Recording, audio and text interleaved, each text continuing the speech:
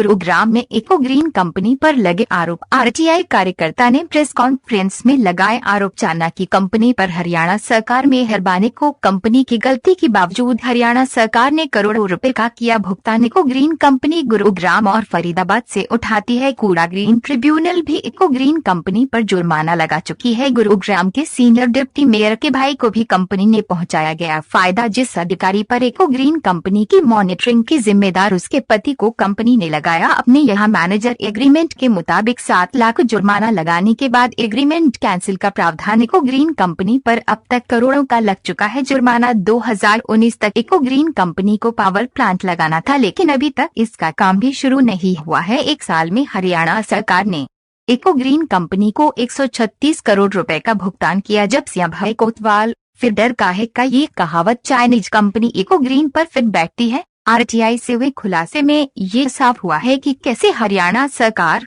नगर निगम गुरुग्राम और नगर निगम फरीदाबाद की मेहरबानी इस चाइनीज कंपनी पर बदस्तूर जारी है। खुलासा हुआ कि कैसे जिसने आवाज उठाई चाइनीज कंपनी के खिलाफ, उसके बाद कैसे सेटलमेंट कर इको ग्रीन ने गुरुग्राम के सीनियर डिप्टी मेयर के भाई योगेंद्र उर्फ योगी को इस चाइनीज कंपनी ने इस टेंडर को आगे अलॉट कर दिया, जबकि ऐसा करना नियम विरुद्ध था। गुरुग्राम के आरटीआई एक्टिविस्ट पीपी कपूर ने जब इस पूरे मामले में आरटीआई लगाई तो खुलासा हुआ कि इस पूरे प्रकरण में एक सीमित परिवार को फायदा पहुंचाया गया है। अगर इस पूरे मामले को भ्रष्टाचार से जोड़कर देखा जाए तो पूरे 3 साल में 136 करोड़ रुपए का घोटाला इको ग्रीन कंपनी के नाम पर किया गया है।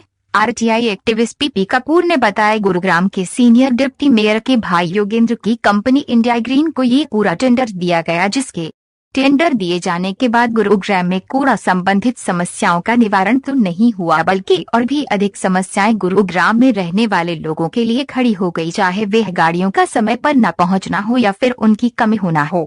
हम आपको बता दें कि किसी भी गाड़ी को जो गुरुग्राम जिले से कूड़ा उठाकर बंधवाड़ी डंपिंग स्टेशन या फिर जिले के किसी अन्य स्थान पर पहुंचाने का काम करती है, उनमें उस वाहन को पूरी तरीके से कवर होना यानी ढका होना, उसका वजन और उसकी लोकेशन की जानकारी हर वक्त जिला प्रशासन को होनी चाहिए, जो कि इस पूरे टेंडर के दौरान दरकिनार कर दी गई थी। हालांकि इस पूरे मामले की जानकारी आरटीआई के खुलासे से हो गई है, पर क्या हरियाणा सरकार इस आरटीआई के द्वारा किए गए खुलासे के बाद इस पूरे मामले पर गंभीरता से जांच करती है और इस पूरे मामले में आरोपित संबंधित अधिकारियों के खिलाफ क्या कदम उठाया जाता है, वह तो आने वाला समय ही बता पाएगा।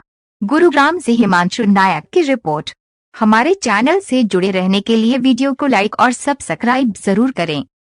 जो इको ग्रीन कंपनी के माध्यम से यहाँ पर एक सॉलिड वेस्ट मैनेजमेंट का प्रोजेक्ट चल रहा है पिछले 3 साल से, डोर टू डोर कूड़ा उठाने का और कूड़े से बिजली उत्पादन करने का, ये एक बहुत बड़ा घोटाला है और ये पर्यावरण के खिलाफ है ये प्रोजेक्ट पूरी तरह से। और हम इसकी मांग करते हैं कि ये टेंडर कैंसिल होना चाहिए जो चाइनीज़ कंपनी इको ग्रीन को दे रखा है।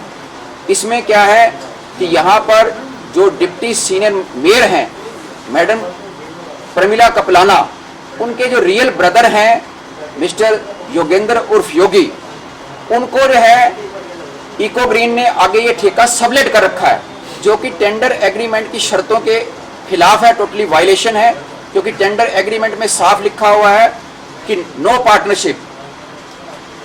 और इसके अलावा जो एक प्रोजेक्ट मैनेजमेंट यूनिट है, ये जो मैडम प्रमिला कपलाना के जो भाई का जो एग्रीमेंट है इस कंपनी के साथ, ये हमें अनऑफिशियली मिला है कहीं से, जिसमें सिग्नेचर हैं।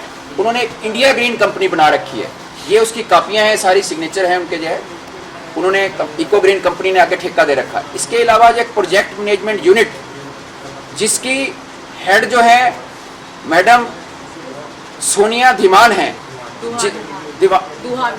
दुहान, तो मैडम सोनिया दुहान जो प्रोजेक्ट मैनेजमेंट यूनिट की हेड हैं, जिनका काम है जो पूरा ये इको ग्रीन का जो प्रोजेक्ट चल रहा है गुड़गांव नगर निगम के अंदर और फरीदाबाद नगर निगम तक, उसकी मॉनिटरिंग करना, उसकी जांच करना, उसके इंस्पेक्शन करना, उनके बिलों जो बिल मिलते हैं कंपनी से उनको वेरीफाई करना, उनको अप्रूव करना कि ये सही हैं या गलत हैं, और डोर टू डोर कूड़ा सही उठ रहा है कि नहीं उठ रहा, या इनके जो मैन पावर जो है कंपनी की पूरी है कि नहीं है, इनके जो व्हीकल्स पूरे हैं कि नहीं है, पूरी उसकी मॉनिटरिंग करनी है। वो जो प्रोजेक्ट मैनेजमेंट यूनिट की हेड है मैडम सोनिया दुहान, उनके पति मिस्टर विक्रांत को इस इको ग्रीन कंपनी ने ओबलाइज करते हुए एक रिश्वत के तौर पे मैनेजर के पद पे लगा रखा है। तो जब प्रोजेक्ट मैनेजमेंट यूनिट की जो मुखिया हैं उनके पति जो है इतनी बड़ी पोस्ट पे होंगे, तो वो मैडम जो सोनिया दुवन है वो क्या जांच करेंगी, क्या इंस्पेक्शन करेगी, क्या मॉनिटरिंग करेंगी, वो सबके सामने है। सिर्फ यहीं तक नहीं है, बल्कि जो डिप्टी सीनियर मैनेजर है उनका भाई काम कर रहा है ठेका लेके, जो पीएमयू की हेड है सोनिया दुवन उसके पति मैनेजर के तौर पे कंपनी में काम कर रहे हैं। तो ये पूरी तरह से ऐसा और भी बहुत कुछ है। सर कितने रुपए का घोटाला आप मान सकते हैं और किस तरह खुलासा हुआ इस पूरी ये हमने आरटीआई लगाई हुई थी। जो आरटीआई में हमें इंफॉर्मेशन मिली है उसके तहत पिछले करीब 3.25 साल के अंदर 126 करोड़ रुपए टोटल नगर निगम गुड़गांव और नगर निगम फरीदाबाद खर्च कर चुका है, इस कंपनी को दे चुका है। और उसकी आउटपुट क्या है कि बंधवाड़ी के अंदर जो 36 एकड़ की जमीन है जो अरावली हिल्स के अंदर है, वहां पर एक कूड़े का बहुत बड़ा पहाड़ खड़ा कर दिया गया है और जिससे वायु का जो है पर्यावरण खराब हो रहा है, वायु प्रदूषण हो रहा है और वहां का जो भूजल है वो भी जो है प्रदूषित होने लग रहा है। ये नेशनल ग्रीन ट्रिब्यूनल ने भी जो है इस कंपनी के ऊपर, इको ग्रीन कंपनी के ऊपर ऑर्डर करे और हरियाणा पोल्यूशन कंट्रोल बोर्ड ने 25 लाख रुपए का जुर्माना लगाया। और इसके अलावा 1.5 करोड़ 57 लाख रुपए का जुर्माना फरीदाबाद नगर निगम लगा चुका है। 400 से ज्यादा केसों में जुर्माना जो है पेनल्टी गुड़गांव नगर निगम लगा चुका है, लेकिन इन्होंने आज तक इस कंपनी का ठेका रद्द नहीं किया, जबकि टेंडर एग्रीमेंट की शर्तों के अंदर साफ लिखा हुआ है क्या कि अगर 7 लाख रुपए या 7 लाख रुपए से ज्यादा का जुर्माना लगा तो ये ठेका कैंसिल होगा। लेकिन ये करोड़ों रुपए के जुर्माने लग चुके हैं, आज तक जो है कोई कार्रवाई नहीं। और ये ठेका इनको 22 साल की लंबी अवधि के लिए दिया गया है। कभी कोई सुना है किसी ने कि 22 साल का कोई ठेका होता है? जो कंपनी 22 साल तक काम कर लेगी उसका कंपटीटर कहां से खड़ा होगा, कहां से पैदा होगा, हो ही नहीं सकता। ये तो सारी जिंदगी का इसको लाइसेंस दे दिया इस कंपनी को, चाइनीज कंपनी को। और इसके अंदर जो सबसे बड़ी बात थी, पहले था कि जो छोटे छोटे जो ठेकेदार थे वो काम करते थे, कम पैसे में काम करते थे। खट्टर सरकार ने इस घोटाले को कैसे रोक दिया, उनको निकालने के लिए छोटे ठेकेदारों को इसके अंदर ये रख दिया कंडीशन टेंडर एग्रीमेंट के अंदर कि वही कंपनी अप्लाई करेगी जिसको इस वेस्ट से, कूड़े से जो है बिजली उत्पादन करने का एक्सपीरियंस होगा। तो उसके अंदर ये कंपनी आ गई, इको ग्रीन कंपनी, और इसको लाइसेंस दे दिया, इसको एग्रीमेंट दे दिया गया, टेंडर दे दिया गया। लेकिन उसके अंदर एग्रीमेंट के अंदर ये था, जो मुख्य शर्त थी, जो मुख्य बिंदु था कि 2 साल के अंदर ये जो है बिजली का उत्पादन शुरू कर देंगे कूड़े से। लेकिन आज 3 साल होने को हैं, आज उस पावर प्लांट की एक ईंट नहीं लगी।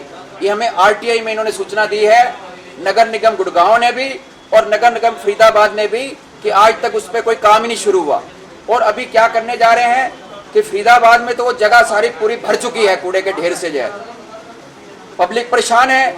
और अब जो है 15 एकड़ के अंदर जो है वहां पर सिही गांव फरीदाबाद के सेक्टर 74 के अंदर, वहां पर भी जो है अब ये कूड़े का प्लांट, वहां जबकि चारों ओर रेजिडेंशियल सेक्टर हैं, प्ले ग्राउंड है, स्कूल है, वहां पर भी ये करने जा रहे हैं, जबकि वहां पर लोग बड़ा विरोध कर रहे हैं। तो ये हर तरीके से जो है इसमें लूट है।